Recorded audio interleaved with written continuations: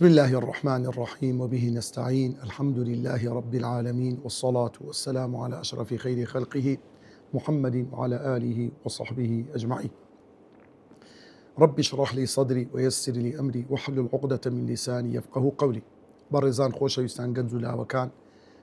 هەر برایەک خوشکێک لە هەر شوێنەکەیە سەلام و ڕەحمەتی خوای گەورەتان لەسەر بێ. خۆشحاڵ و شادومانی لە زنجیرەیەشتر لە تەفسیری جوزئی قەسەمی الله بە خزمەت ئێوەی بەڕێز و خۆشەویست دەگەینەوە. گەیشتینە سوورەتی التەحریم، بەشی یەکەم تەوان پێناسەی سوورەتەکە ناوی سوورەتی التەحریمە، واتە لەخۆ حەرامکردن، یان لەخۆ قەدەغەکردنی شتێک. ژمارەی ئاەتەکانی 12 ئاەتە لە شاری مەدینەی پیرۆز دابەزیە، لە دوای سوورەتی الحجورات دابەزیە، زنجیرەی 66مین سوورەتی قورئانی پیرۆزە. بابەتەکانی ئەو سوورەتە پیرۆزە یەکەم باسکردنی هەواڵی خێزانەکانی پێغەمبەری خوا و صلی الله علیه وسلم بڵاوکردنەوەی نهێنی پێغەمبەری خوا بووە باز دەکات. تەوەری دووەم، بابەتی دووەم، مافی ماڵ و منداڵ و پەروەردەکردن و پاراستنیان لە ئاگری دۆزەخ. یەکێشتر لەو خاڵانە تۆڵە سەرنەوە لە بێ باوەڕان وەردەگرتنی پاسا و بیان و لێیان. یەکێشتر لەو بابەتانە وەرگرتنی تەوبە و پەشیمانی لەوانەی دەگەڕێنەوە و پەشیبان دەبنەوە لە گوناه و تاوان. بابەتێشتر لەو سوورەتە سزا و تۆڵەی دنیایی لە بێ باوەڕان و دووڕوان کە کوشتن و لە ناوبردنیانە. خاڵی کۆتایی لەو سوورەتەدا کە خوای گەورە نمونە هێنانەوە بە دوو ئافرەتی بەد و خراپ و بێباوەڕ و دوو ئافرەتی بڕوادار و خواناس، یعنی جیاوازی ئەو دوو کەسە کە جیاوازی وانە ئەو دوو ئافرەتە بڕوادارە، ئەوە بێ باوەڕە، یعنی ئەوە بێ باوەڕە ئەو بڕوادارە، جیاوازیەکەیان چۆنە، خوای گەورە چ ڕێزێکی لەوان نا و عاقیبەت و دوا ڕۆژی وان بە چ گەیشت. تەوەری سێم پەیوەندی بە سوورەتی پێشوو. لە سوورەتی پێشوو کە سوورەتی تەلاقە، خوای گەورە باسی بڕواداری ڕاستەقینەی کرد لە کاتی خۆشی و ناخۆشی، لە کاتی ئاشتی و شەڕ و ئاژا و گرفتدا کە پێویستە هەمیشە و بەردەوام ئینسانی ئیماندار باوەڕ کە باوەڕی بەخوا و بە ڕۆژی دواییە هەمیشە و بەردەوام دادپەروەر بێ، ستەم نەکات و بە تایبەت لەگە کەسە نزیکەکانی، بەهۆی ئەسکردنی بە چاودێری خوای گەورەوە مرۆڤ بەڕاستی ئەوەندە دادپەروەر دەبێت و کەسێکی حەق ناس و کەسێکی مافپەروەر دەبێت. لەو سوورەتە پیرۆزەدا خوای گەورە باسی هەڵوێستی بڕوادار دەکات لەگەڵ نەیارێک لە نزیکترین کەسی خۆی کە خێزانەکەیەتی یان منداڵەکانیەتی، چۆن پێویستە هەموو خێزان و خانەوادە بێکەوە لە خزمەتی ئاینی پەروەری ئایدی خوای گەورە بن، و هەروەها بە تایبەت لە کاتی لەو کاتەیدا کەوا باوکەکە یان دایکەکە کەسانێکن ئەهلی داوەن بانگەوازی دەکەن، هەموو بەیەکەوە پشتیوانی بکەن لەو حەق و لەو سەرخستنی ئەو دینەی خوای گەورە. چوارەم، تەوەری چوارە دەینە سەر تەمان تەفسیری ئاەتەکان. بەشی یەکەم لە ئاەتی ژمارەیەکە تا ئاەتی ژمارە 7 لە خزمەت ئەو سوورەتە پیرۆزە دەبین، سوورەتی تەحریم. تەوەری چوارەم وشە و ماناکانی ئەو چەند ئاەتە پیرۆزە. لیمە تحرم، بۆچی حەرام قەدەغە دەکەیت لە خۆت، تەبتەغی مەرضاتە ئەزواجی، مەبەستە دەتەوێ ڕەزامەندی خێزانەکان بەدەستبینی، تەحیلەتە ئەیمانیکم، حاڵالکردنی ئەوەی بە سوێن لە خۆتان حەرام کردووە بەهۆی کەفارەتی سوێندەوە، والله مولاکم،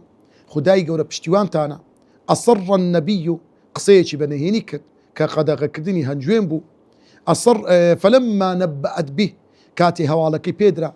عەڕەفە بەعضە، لای هەندێک لە خێزانەکانی باسی کرد، و ئەعرض عن بعض، لای هەندێکی تر لە خێزانەکانی باسی نەکرد، فقد صغت قلوبكما، دڵتان لا دەدات لە ڕێزگرتن و شکۆمەندی پێغەمبەری خودا صلى الله عليه وسلم، وإن تظاهرا عليه، ئەگەر پاڵپشت هاوکاری یەکتر بن لە دژی پێغەمبەر صلى الله عليه وسلم، ظهير پاڵپشت یارمەتی دەر سەرخەریەتی، عسى ربه، دەگونجێ پەروەردیگارت بێگومان، قانیتات ملکەتن ئەو ئافرەتانە، سائحات ئەو ئافرەتانی بەڕۆژوون یان کۆچەرن یان تێدەکۆشن لە پێناوی خوا و جیهاد دەکەن، ثەییباتی و ئەبکارە، لەو ئافرەتانی بێپیاون و لەوانەی کچن شویان نەکردووە، قوو ئەنفوسەکم، خۆتان بپارێزن، ڕزگار بکەن، خۆتان ڕزگار بکەن، وەقودوها، سوتەمەنیەکەی غلاظ تندن لها سكوت بهيزن تجزون سزاد درين تولتان ليدا سندري تواري بينزام بدلوي بسينة تفسيري آياتك بزاين هوي دابزيني أو تسن آياتي سرتاي سورتي التحريم تبوى لأبت الآيات جماريك هتا دقات آيات جمارة بينز أو بينز آيات بو دابزي خاتو عايشة دايشي برواداران خوالي رازي بي دفرمي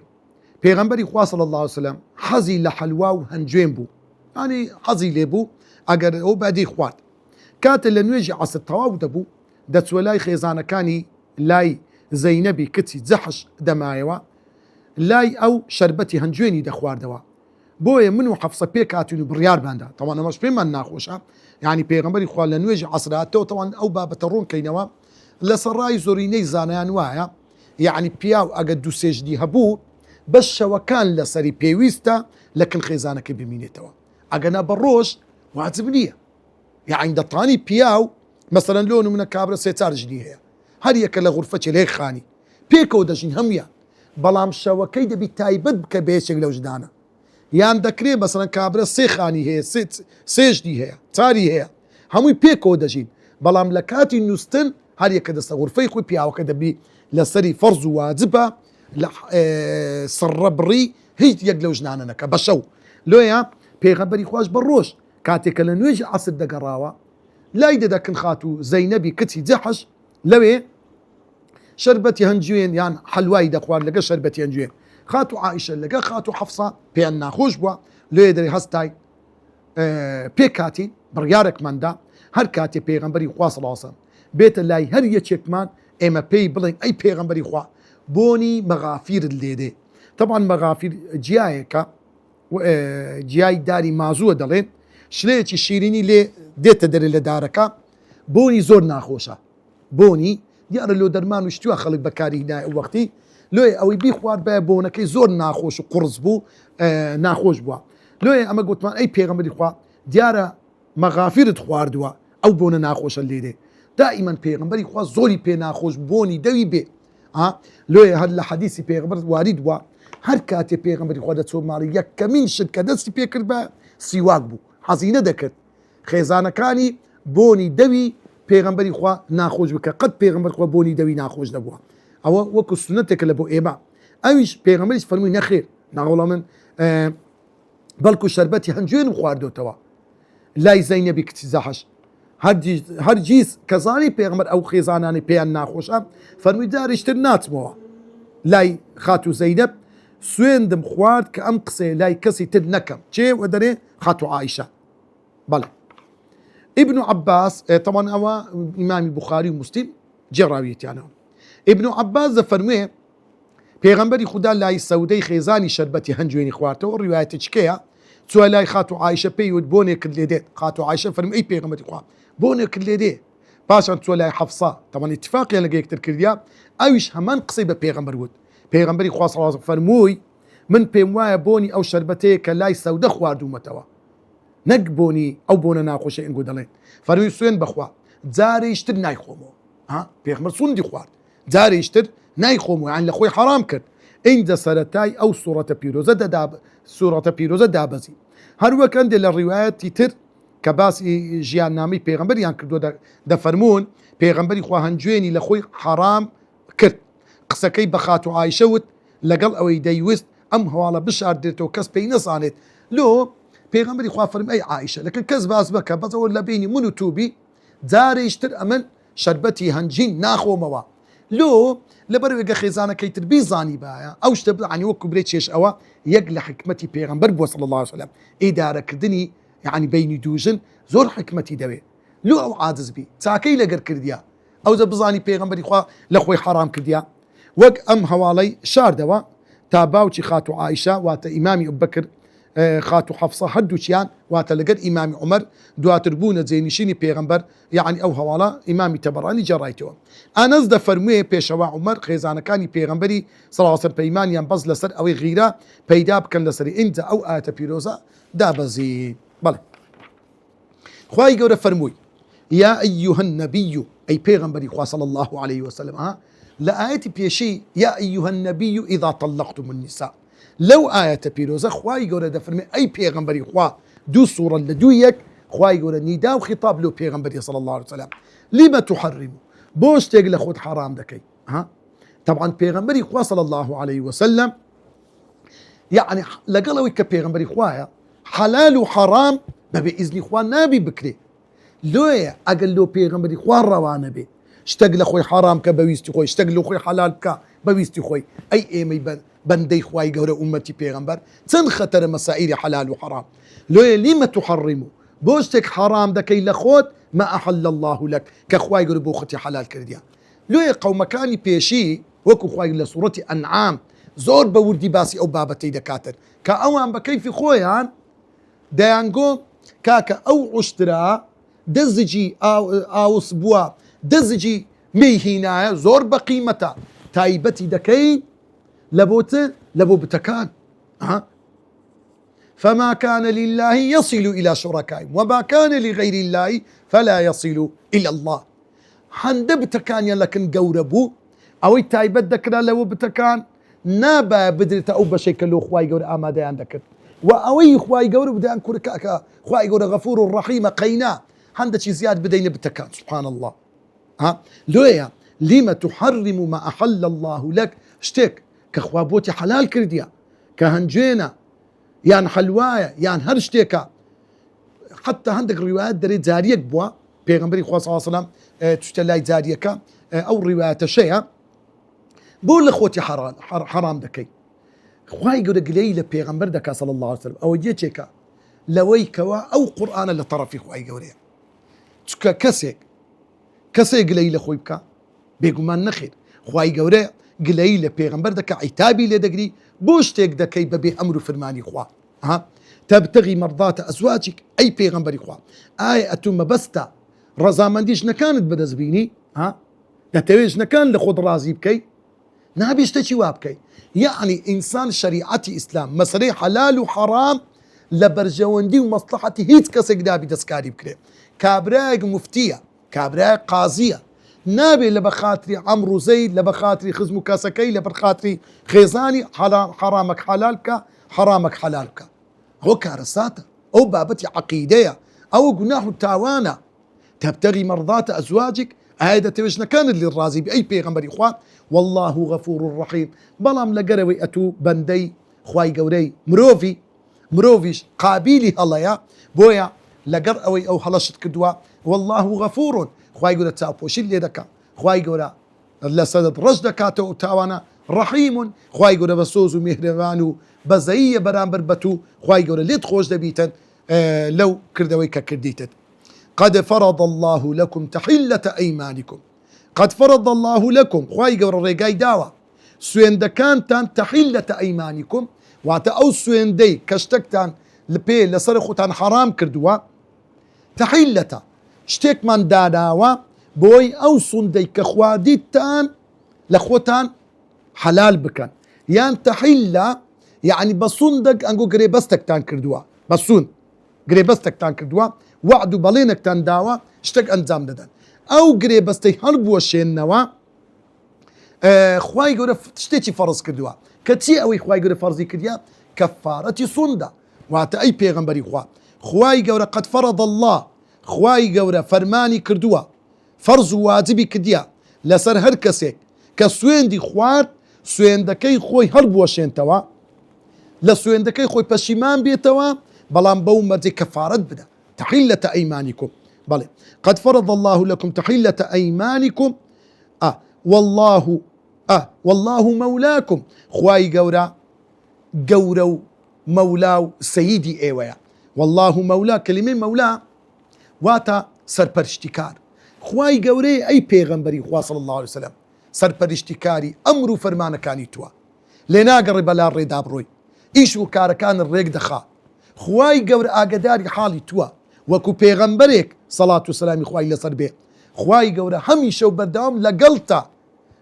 والله مولاكم كريمة مولا لولي هاتيا يان السيد خواي قوري توا اي پیغمبري خوا نابي ببي امر فرماني خواي قورا بالريارك بدي وهو العليم الحكيم خواي قور سبحانه وتعالى آقداري همو اشتيشي توا هيش تقنية لە ئیش و کاری ئیش و کارەکانی بەندەکانی لە خوای شاراوەبی الحەکیم وەخوای گەورە لە هەرس و کەوتکردن لەگەر هەڵەی بەندەکانی زۆر دانایە دەزانی بەندەکانی عەبدن دەزانین بە هەڵەدا دەچن لۆیە خوای گەورە بە حیکمەتەوە بڕیار دەدا لێرە دەفەرمێ العەلیم فيعلم ما يصلحكم خوای گەورە ئاگادارە بەو شتانەی کەوا لە مەسلحەتی ئێوەدایە فيشرعه سبحانه لكم بۆیە خوای گەورە ئەو شتەتان بۆ بڕیار دەدا الحەکیم المتقن أفعاله وأحكامه ئیش و کارەکانی خوای گەورە زۆر تۆکمە و ڕێک و پێکە فلا يأمركم ولا ينهاكم إلا حسب ما تقتضيه الحكمة خوای گەورە بڕیارێک نادا شتێکتان فەرمان پێ ناکە و شتێکتان ڕێگری لێ ناکە مەگەر بە گوێرەی بەرژەوەندی ئێوە نەبێ ئەوە لە ئیمامی ئالوسی لە تەفسیرەکەی خۆی هێناویتەوە اینجا خوای گەورە دەفەرمێ وإذ أصر النبي إلى بعض أزواجه حديثا أي پیغمبری خوا صلى الله عليه وسلم باسی ئەو کاتە بکە وإذ ئەو کاتێکەوە أصر النبي ها ئەی مسلمانان تەمەشا بکەن کاتێک کە پێغەمبەری خوا صلی الله علیه وسلم قسەی بە نهێنی کرد قسەی نهێنی لە لای هەندێک لە خێزانەکانی باس کرد وإذ أصر النبي إلى بعض أزواجه حديثا پێغەمبەری خوا قسەیەکی بە نهێنی لای هەندێک لە خێزانەکانی کرد داواشی لێکردن وتی ئەو قسە نهێنیە با لە بینی خۆم و خۆت دابی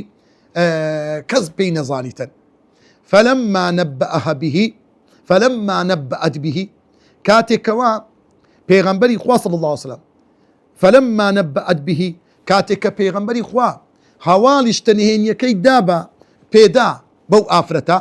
وأظهره الله عليه هیچ کەسێک جگە لە پێغەمبەر و خێزانەکەی ئەو شتەی نەدەزانی تەنها خاتو عایشە لەگەر پێغەمبەری خوا کە پێغەمبەری خوا فەرمووی با سڕێک بی لە نێوانمان وأظهره الله عليه بزانە خوای گەورە سبحانه وتعالى چەند وردە چەند ئاگادارە ئەگەر کەس ئاگای لێ نەبووە بەڵام خوای گەورە پێی ئاگادار بووە لۆیە ئینسان دەبی زۆر هەست بە ڕقابی خوای گەورە بکە کورە نەزانی شتێک دەکری خوای گەورە پێی ئاگادار دیە وأظهره الله عليه خوای گەورە ئەو سڕەی ئاشکرا کردو لەسەر پێغەمبەری خوا صلی الله عليه وسلم بۆی دەرخست بە ئاشکرا لە بۆی دەرخست ئەو سڕەی ئاشکرا کرد عرف بعضه وأعرض عن بعض لۆیە عرف بعضه أعلم حفصة رضي الله عنها بعض ما أخبرت به واتا أعلم حفصة خاتو حفصي خێزانی پێغەمبەری صلى الله عليه وسلم هەندێک لەو خەبەری پێگەیشت وأعرض عن بعض وهروها هەندێک لە خێزانەکانی يعني زاکاتی حفصە ئەو نهێنیەی بە عایشە ڕاگەیان خدای گەورە پێغەمبەری لێ ئاگادار کردەوە صلى الله عليه وسلم پێغەمبەری خدا هەندێکی لەو نهێنیە لای هاوسەرێکی کە حفصە بوو باس کردبوو وازی لە هەندێکی هێنا یعنی باسی لای هەندێک لە خێزانەکانی باس کردی ئەو نهێنیە لای هەندێکی باز نەکرد بوو بەڵا خێزانەکانی سەبریان نەگرت ئەو سڕەی پێغەمبەری خۆیان ئاشکرا کرد وأظهره الله عليه خوای گەورە پێغەمبەری لێ ئاگادار کردەوە ئەی پێغەمبەری خوا ئەو سڕەی تو کەشف بوو فلما نبأها به قالت من أنبأك هذا کاتێ پێغەمبەری خوا صلی الله عليه وسلم هەواڵی بەو خێزانەی گوت ئەمن ئەو سڕەم بە تو گۆ ئەو نهێنیە بۆ کەشفت کرد قالت ئەو خێزانەی پێغەمبەری خوا دەڵێ من أنبأك هذا چێ دەڵێ ئەمن ئەو سڕەم کەشف کردیە قال نبأني العليم الخبير ئەوەی هەواڵی پێدا کە ئەو سڕەی من کەشف بووە ئەو خودایی کەوە العلیم زانا و ئاگادارە بە هەموو شتێک الخبير زۆر ئاگادارە بە شتە وردەکان تەماشا بکە إمامي بقاعدة فرمي الكف عن بعض العتب أبعث على حياء المعتوب واتا واسينان لسر زنش كردني هندي كس كوا خرابشي بنامبر بتو كرديا سرشي توي كشف كرديا أبعث على حياء المعتوب واتا أوي كقليلي شرم دك أو كسي كوا عتابي لدجري وأعون على توبته وعدم عودته إلى فعل مثله لو يكاتك عتابي لذكري لو أوي كزاري اشتر أو اشتر دوبارنا كاتوا وأعرض عن بعض وهو أمر السرية والأصل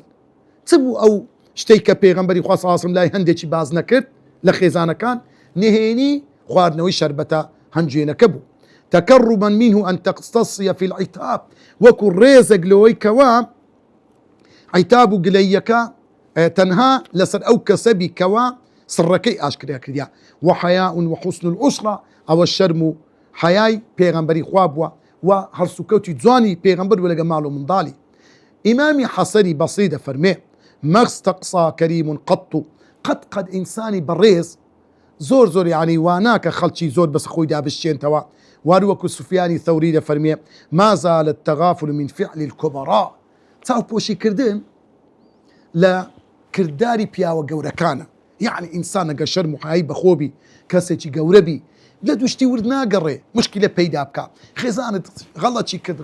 كد من دالك دبي تاو بوشي لبكي يعني هندك كسي هند وردة كاكا والله دبي هندك زار جيك بكا وجيك قباتك تاوك بكا وتاوك دابخا نابي إنسان بهنزد بلاك المال من دالي لقى دور بركي خوي وأعرض عن بعض وإعراض الرسول عن تعريف زوجه ببعض الحديث لو بيغمبر هندي لخيزانة كان يسركي بيان نقود الذي أفشته من كرم خلقه لبروي بيغمبر نتسو هندك لخيزانة كان آقدار كتوان بزانن فرانا خيزانم أو سري مني كشف كرديا سفيان بله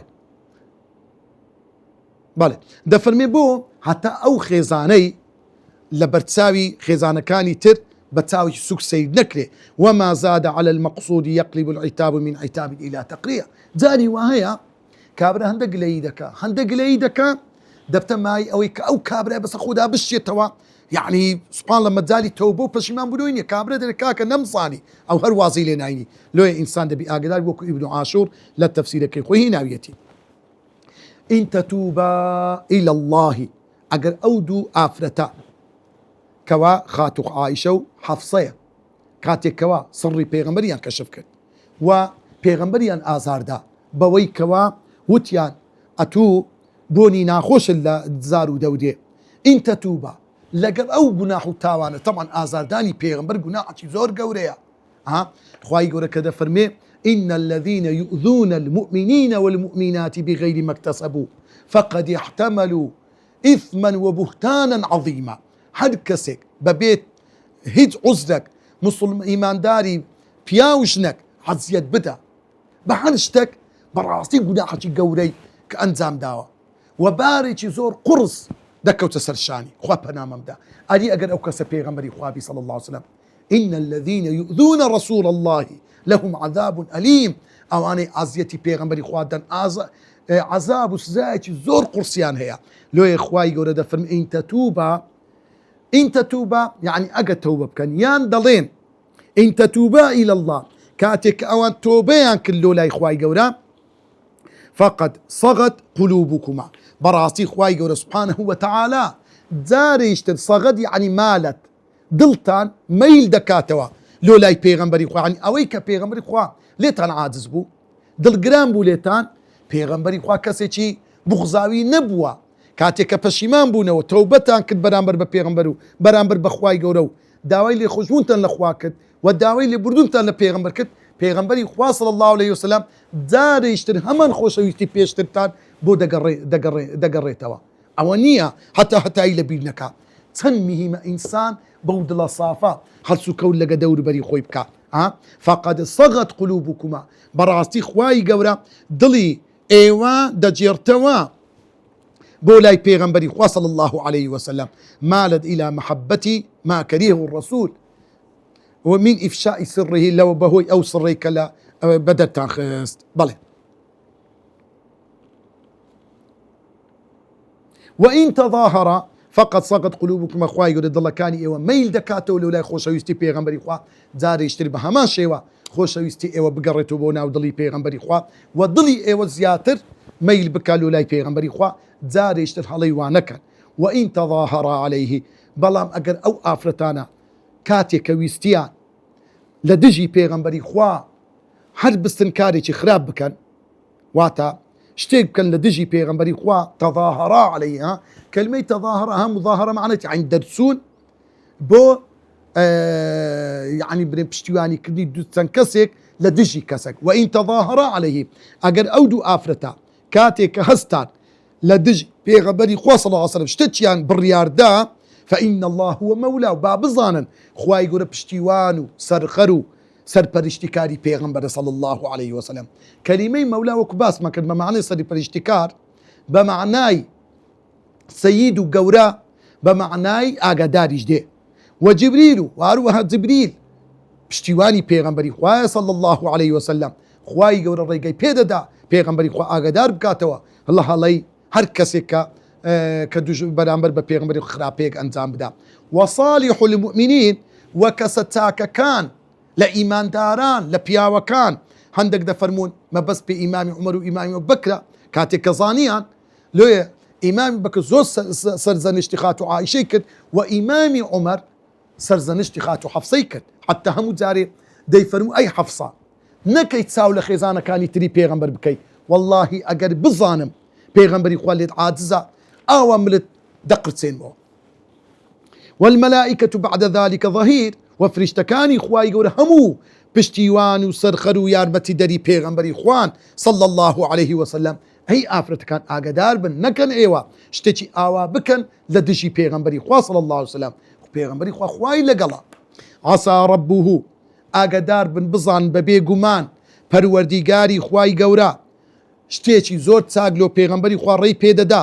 ئین طەلەقەکونە ئەگەر ئێوە تەلاق بدات پێغەمبەری خوا ئەی یوبدیلەهو هیچ گومان لەوەی دانیە خوای گەورە چەند ئافرەتێکی زۆر چاکتر قەرەبوو دەکاتەوە لۆ پێغەمبەری خوا ئێوە دەگۆڕی بە چ ئەن یوبدیلەهو ئەزواجەن بە چەند ئافرەتانیش تر ئێوە دەگۆڕتەوە خەیڕەن منکن زۆر چاکتر لە ئێوە. صفاتی ئەو ئافرەتانە چییە؟ موسلیماتی زۆر ملکەت و ژێرفەرمانن لە بۆ ئەمری خوا و پێغەمبەری خوا. مؤمناتین زۆر باوەڕەتی پتەویان لە ناو دڵدایە. قانیتاتین زۆر لە خوا ترسن ملکەتن بەرامبەر بە یعنی ملکەتیەک کە لە ناو کانگەی دڵیانەوە لە خوا دەترسن. تائیباتین تۆبەکارن پەشیمان دەبنەوە لە کاتی هەڵا. عابیداتین زۆر بەندایەتی خوا دەکەن هەرچی خوا ئەمریان پێ بکە لە عیبادەت ئەنجامی دەدەن. سائحاتین هەمیشە و بەردەوام بە ڕۆژوون یان کۆز دەکەن لەگەڵ پێغەمبەری خوا ئەگەر کاتێک کە ئەمریان پێ بکە. ثەیباتین ئەیدا چ ئەو ئافرەتانە خاوەن مێرد بن یعنی بێوەژن بن ثەیب و ئەبکارە یان کچ بن یعنی ئەی خات و حەفسە کە ئەتوو بێوەژنێک بووی پێغەمبەر ئەتوو هینا و ئەی خات و عایشە کاتێک کە ئەتوو کچی والله بەخۆت نەنازن بەخۆتان نەنازن خوای گەورە ئێوە دەگۆڕی بەوانە. ئەوە طبعا دەرێن تەعریضە ئەی خات و عایشە دەبی ئێوەش ئەو صفاتانتان تێدابی تاوان بێگومان ئەو صفەتانە لە هەموو خێزانەکانی پێغەمبەر دابووە بەڵام لەگەڵ ئەوەش ئەوانە مرۆڤ بوونە جار جار شەیطان تەنجی پێیان هەڵچنیە لە خشتە بردراینە بەڵام زوو گەڕاینە و تۆبەیان کردیە. یا ئەیها الذین ئامنوا قوا ئەنفوسەکم وئەهلیکم نارا ئێوە خۆتان و ماڵ و منداڵەکانتان بپارێزن ناڕەن لە ئاگرێک کە ئاگری دۆزەخە ئەو ئاگرەی کە زۆر گەورەیە ئەو ئاگرەی زۆر گەرمە کە پێغەمبەری خوا دەفەرموێ صلی الله عليه وسلم ئەو ئاگرەی ئێوە بەکاری دەیدن لە ژیانی ڕۆژانەی خۆتان 70,000 سارد کرایتەوە سوک کرایە لە چاو ئاگری دۆزەخ خوا پەنامەم بدە یا ڕەبی. وتیان ئەی پێغەمبەری خوا تەنیار ئەوەندەی هەیە یەک جار کافی بوو. پێغەمبەر فەرمی بەڵێ بەڵام خوای گەورە زۆر قورستری کردیە خوا پەنامان بدە یا ڕەبی.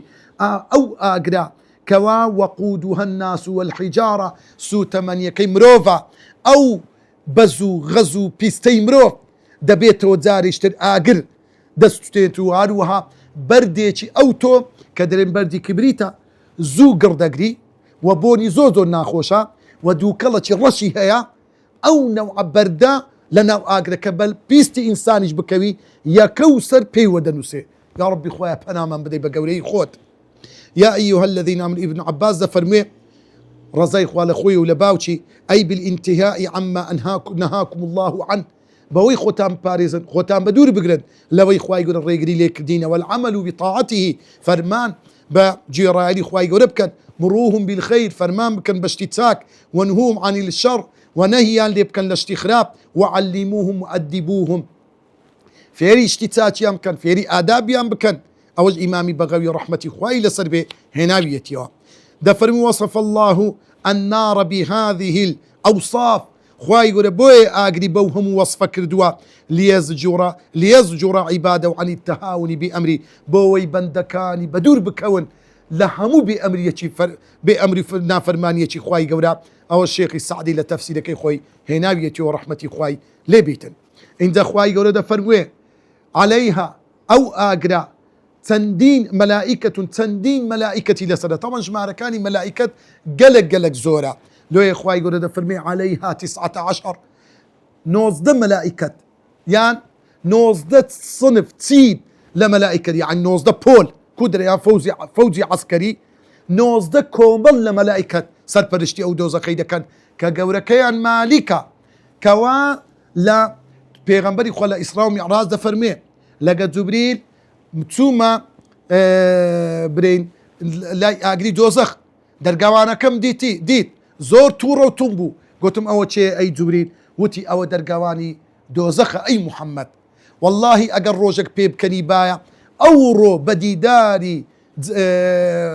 جەنابەت پێ دەکەنی بەڵام هەرگیز دەوتی خوا خەڵقی کردیە هەر ئاوا تووڕە و توند و گرژ و توندا بەرامبەر بێباوەڕان بەرامبەر بە خەرکە خراپەکە ئەو مەلائیکەتانە غیلاظون زۆر تووڕەن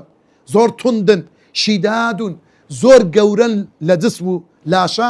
و زۆر دڕەقن بەرامبەر هەرگیز خوای گەورە سۆز و بەزەیی نەخستە ناو دڵیان لا يعصون الله ما أمرهم هەرگیز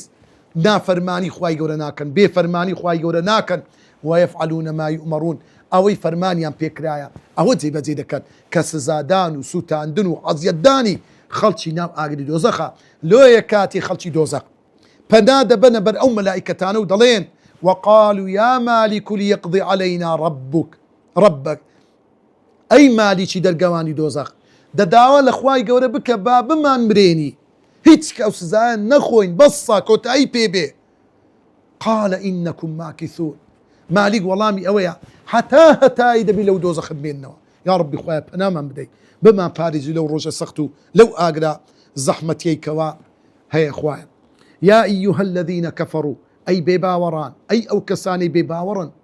باوەڕتان نییە لا تعتذروا اليوم لە ڕۆژی قیامەت لەو کاتەی کەوا دەخرێنە ناو دۆزەخ لەو کاتەی کەوا زندی دەکرێنەوە لەو کاتی سەرە مەرگتان دادێ و مەجالی تۆبە نییە لا تعتذروا نەکەن عوزر بێنەوە عوزری چی دەینەوە دوای چ عوزر دەینەوە دوای هاتنی پەیامی خوا دوای هاتنی پێغەمبەری خوا دوای هاتنی پێدانی عەقڵ هەموو ئەوانت خوا پێیدای چەندین جار خوا تاقی کردیەوە ئەو هەموو ئامۆژگاری کارە بەڵام پند و دەرس لە هیچ وەرنەگرت لا تعتذروا اليوم نەکەی ئەوڕۆ عوزر بینیەوە بڕێ واللهی لەبەر فلانەشت ئەمن نەمتانی ئیمان بینم نەخێر لا تعتذروا اليوم ئەوڕۆ ڕۆژی عوزر هینانەوە نییە بزانە لۆیە بە هیچ نەوعەک عیتاب و سەرزەنشت و بیان و هیچ کەسێک قبول ناکرێ ئەوانەی گلەیی لە یەکتر دەکەن لوت بەرزەکان دەسەڵاتدارەکان لەگە ژێردەستەکان خوای گەورە کاتێک کە دەڵێن خوایە ئەو کار بەدەستە گەورانە ئێمەیان گومڕا کرد خوای گەورە دەزانیت چ دەفەرمێ ئێوەی کار بەدەستە گەورەکان و ئێوەی کە وەکو عەبد و بەندە لە خزمەتی وان دابوون حیمایەتان دەکردن دیفاعتان لێیان دەکرد لكل ضعف هەمووتان دوو چەندانە و چەندین جار عەزابی بە ئێش و ئازارتر هەیە لكل ضعف ولكن لا تعلمون ئێوە نازانن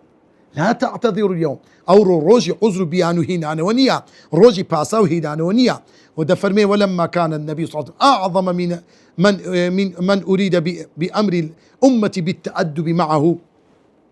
دەفەرمێ پێغەمبەری خوا صلی الله عليه وسلم لە هەموو کەسێک زیاتر کەوا لە هەموو کەسێک زیاتر پێغەمبەری خوا صلی الله عليه وسلم بە ئوسلوب و بە ئەدەبی جوان لەگەڵ ئومەت فەکانە تعەمد الإخلال بالأدب معه كفرا بۆیە بێئەدەبی کردن یعنی نواندنی کردداری ناڕێک و ناشرین و قسەی ناڕێک بەرامبەر بە پێغەمبەری خوا خوای گەورە بە کوفری داناوە یا ئەیها الذین کەفەڕوا ئەی بێ باوەڕان کە گوێڕاری ئەمر و فەرمانی خوای گەورە ناکەن علم أن هذه النار لأولئك لۆیە ئاگر لە ئەو کەسانەیە کەوا سوکاتی بە پێغەمبەری خوا دەکەن لأولئك فعلم أن التقدير يقولون يا أيها الذين كفروا بالإخلال بالأدب في النبي ئەوانەی بێئەدەبیان کردێ بەرامبەر بە پێغەمبەری خوا فأداهم ذلك إلى الإخلال بالأدب مع الله ئەوەی بێئەدەبی بنوێنی بەرامبەر بە پێغەمبەری خوا ئەوە بێئەدەبی نواندی بەرامبەر بە خوای گەورە سبحانه وتعالى هەر کەسێک بێئەدەبی بەرامبەر بە خوا و پێغەمبەری خوا ئەوە وبالأدب مع سائر خەڵقی ئەو کەسە بێئەدەبە ئەو کەسە ئوستوب و شێوازی نییە بەرامبەر هیچ کەسێک لە مەخلوقاتی خوا پەنامەمدا ئیمامی بقاعی ڕەحمەتی خوای لەسەر بێ باسی فەرمووە لۆ یا ئەیها الذین کەفەڕووی باس کردیان ئەو کەسانی کەوا گوێ بە ئەمر و فەرمانی خوا نادەن تەوەری شەشەم سوود و پەنجە ئینەما توجزەون ما كنتم تعملون بەڕاستی ئەوڕۆ ئێستا لە دوای مردنتان لە ناو ئاگری دۆزەخ لە ڕۆژی قیامەتێ سزا و تۆڵەی هەموو کردە و خراپەکانتان وەردەگرنەوە بڕواتەن بە پێغەمبەر نەبوو بڕواتەن بە خوا و پێغەمبەر نەبوو بڕواتەن بە پەیامی خوا نەبوو گاڵتە جاریتان دەکرد ئەو ڕۆژە ڕۆژی یەکلاکەرەوەیە خوا پەنامەمدا تەوەری شەشەم سوود و پەنجە هەڵێنراوەکانی ئەو چەند ئاەتە پیرۆزە حەرامکردنی حەلال و حەرام تەنها کاری خودای گەورەیە مەگەر خوای گەورە خۆی ڕێگە بە پێغەمبەرەکەی بدات ئەجینە هەر تەنها خۆی ئەو کارە فەرمانی خوای گەورەیە مەگەر لە هەندێک شتێک بە فەرمودەی پێغەمبەر هەندێک شت یەکلاکرایتەوە حەلالە یان حەرامە خاڵی دووەم خوای گەورە بۆ هەر تەنگە تاویەک ڕێگە و دەروێکی داناوە ئەو شتانەی بە سوێن دادەخرێن کلیل و چارەسەری ئەم گرەیە بە کەفارەتی سوێن چارەسەر دەبێت و دەکرێتەوە خاڵی سێم نێنی پارێزی صفەتی بڕواداری ڕاستەقینە و تەواوە هەروەک هەمە هەنجی و پشتیوانی لە نێوان ژن و مێرد لە هەموو بوارێک بنەمای خێزانی بەختەوەرە خاڵی چوارەم هۆکاری هەموو کێشە و گرفتێک گوناه و تاوانە چارەسەر و نەمانیشی بە تەوبە و پەشیمانیە خودای گەورە پشتیوانی کەسانی خوا ناسان خاڵی پێنجەم تەلاق شتێکی خراپ و ناخۆشە بەڵام چارەسەری زۆرانێک لە کێشە و گرفتەکانە هەر کەسێک لە پێناو خوای گەورە ژنەکەی تەلاق بدات خوای گەورە قەرەبووی بۆ دەکاتەوە بە شتێکی باشتر و چاکتر خاڵی شەشەم دایک و باوک بەردی بناغەی خێزانی بەختەوەرە بۆیە پێویستە پێشەنگ و چاوساغ بن بۆ خانەوەدەکان و نەوەکانیان خاڵی هەفتە خودای گەورە هیچ پاسا و بیانوویەکی بێباوەڕانی نەهێشتۆتەوە بە هۆکاری بۆ هۆکاری بێباوەڕی و خراپەکاریان بێت بۆی کە لە دنیادا خراپەکاری بێباوەڕ بن خوای گەورە هەموو شتێکی لە بۆیان ڕوون کردەوە خاڵی و تەوەری هەفتەم ڕوونکردنەوەی بابەتێک کە پەیوەندی بە بیر و باوەڕ و عەقیدە هەیە ئەویش بابەتی حەلال و حەرامکردن تەنها کاری خوای گەورەیە هەر کەسێک ئەم بڕیارە بدات دروست نییە بەڵکو پێی کافر دەبێ وەکو خوای گەورە سوبحانەه وتەعالا لە جێی خوای گەورەیە کە ئەنەه بڕیار بدات لە خۆیەوە درۆی بەدەمی خوای گەورە کرد بێت وایە وەکو خوای گەورە دەفەرموێ ولا تقولوا لما تصف ألسنتكم الكذب هذا حلال وهذا حرام نكن ايوا بزماني خوتان بكيفي خوتان بويستي خوتان بلين اوشت حلال واوشت حرام وكو سردماني بيشي هاتني اسلام لتفتروا على الله الكذب بناي خوا بختان بناي خوا يقول كان ان الذين يفترون على الله الكذب لا يفلحون اواني بختان ب خوا يقول دكن بناي خوا وقصد كان براسي سركوتو نابن هاو بەشدانەران ئەم کارەیان دەکرد هەندێک لە ئاژەڵەکانی خۆیان بۆ خوای گەورە حەڵال دەکرد و هەندێکیان حەرام دەکرد وەکو خوای گەورە دەفەرموێ وقالوا هذه أنعام وحرث حجر دەیانوت بێ باوەڕان و مشریکانی سەردەمی پێشوو دەیانگۆ ئەو ئاژەڵانە و ئەو کشت و کاڵ و زراعەتە حجر یعنی منع نابێ هیچ کەسێک دەستکاری بکە لا يطعمها إلا من نشاء نابێ هیچ کەسێک لێی بخوا لە شیری ئاژەڵەکان یان لە بەرهەمی زراعەت و کشت و کاڵیەکە بیزامی بە بۆچوونی خۆیان ئەوە لە بۆ بتەکانە و ئەنعام و هەندێک ئاژەڵ حرمە ظهورها حرامیان کرد و سواری سەرپشتیان بن دەیانگۆ ئەوە خاصە لە بۆ بتەکانمان لا يذكرون اسم الله عليها ناوی خواشیان لەسەر نەدەهێنا افتراء عليه بەڵکو ناوی بت و سەنەمەکانیان لەسەر دەینا وەکو بوختانێک بەدەمی خوای گەورە سيجزيهم بما كانوا يفترون تۆڵەی ئەو شرکەیان وەردەگردەوە ئەو بوختانی کە دەیان کرد بەدەوی خوای گەورە سبحانه وتعالى ئەوەی ئەو بڕیارە بدات کەسێکی لەسەر لێ شێوا و گوبڕایە و کافرە وەکو خوای گەورە دەفەرمێ قد خسر الذين قتلوا أولادهم بەڕاستی بەدبەخت و زەرمەند بوون ئەوانەی کە بڕیاری ئەوەیەندا منداڵەکانیان بکوژن سەفەهەن بە جێلاتی و بە نەزانی و بە بێعیلم بغەیری عیلم وحرموا ما رزقهم الله ئەو ڕزقەی خوا پێیانی دابوو لە خۆیان حرام دەکرد افتراء على الله وەکو بوختانێک بە دەوی خوا دەنگە خوای گەورە ئەمری بە ئێمە کردیا قد ضلوا گومڕابوون وما كانوا مهتدين هەرگیز ئەوانە ڕێی ڕاست نابینەوە حەلالکردن و حەرامکردن حەلال دەچێتە بازنەی هاوبەش حەلالکردن و حەرامکردن دەچێتە بازنەی هاوبەشدانان بۆ خوای گەورە خوای گەورە فەرمووی لە سوورەتی تەوبە اتخذوا أحبارهم ورهبانهم أربابا من دون الله گاورەکان مەسیحیەکان زاناکانی خۆیان وەخواپەرستەکانیان جێڕا بەخوا من دون الله جگە لە ذاتی الله والمسيح ابن مريم ومسيح عيسى كري مريم شيان كذبة لدي خوان دانا وما أمروا إلا ليعبدوا إلها واحدا خو فرماني أويان بينك رابطنا يكتاك أخواب برستن لا إله إلا هو سبحانه عما يشركون باكو بيقرديلو أو خواي كأوان شريكيان لو بريار دا طبعا كأو آيات دا بزي عدي كري حاتم كابراتي نصراني وبيشتر هاتا خزمة بيغمبري خوا فرمي يا رسول الله طبعا صليبة شي لملبو فرمي أي بيغمبري خوا كا والله إيما بيغمبر فرمي أي عدي أوشتا بيسا فريدا صليبة كيملت إن زاد فرمي بيغمبر أو آتي خين دوا فرموي ودري أمني قلتم أي بيغمبر إخوة والله إيما سزدو ركوع ما ندبر لبو أو مالمو لبو أو زانا قورة كاني خوما بيغمبر فرموي أي عدي أجر أوانش تيجي حلال كتبا إيه وحلال تندكر قلتي بري والله أجر تيجي حرام كتبا إيه وحرام تندكر قلتي بلي بيغمبر فرموي إذن تلك عبادتكم إياه أو عبادتي إيوه لبو أوان هروها والله دانوي برسيار بنزاني دتيتا ريزي حرام كردن وحلال كردن وكو خواي يورد فرمي ويستفتونك في النساء أي بيغمبري خوا برسيار اللي دا كان درباري كاروباري آفرتان قل الله يفتيكم بيغمبري خواي قوري والله أو برسيارتان داتوا لدرباري آفرتان وما يتلى عليكم في الكتاب أويك بوتان دخونيدة ولا قرآن في أتأمى النساء اللاتي لا تؤتونهن درباري أو آفرت بسوكان كيتيما لا تؤتونهن ما كتب لهن أويك بيوست بياندني لماري ايوانا عندني لو قوريلو خطرا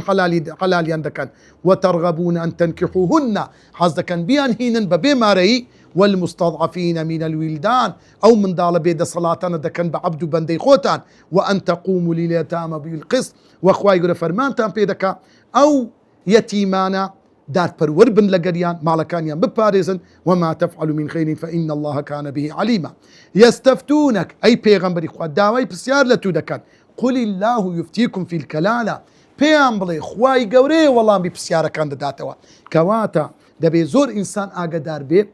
والله دانوي برسيار قسكرنا بناي خوا وبيغمبر أو جا كسي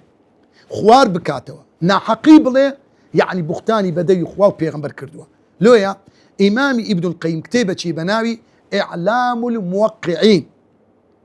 الموقعين واتأوزانا يعني كوام توقيعيا كدي عن رب العالمين لدزياتي بالوردقار الله أكبر بويا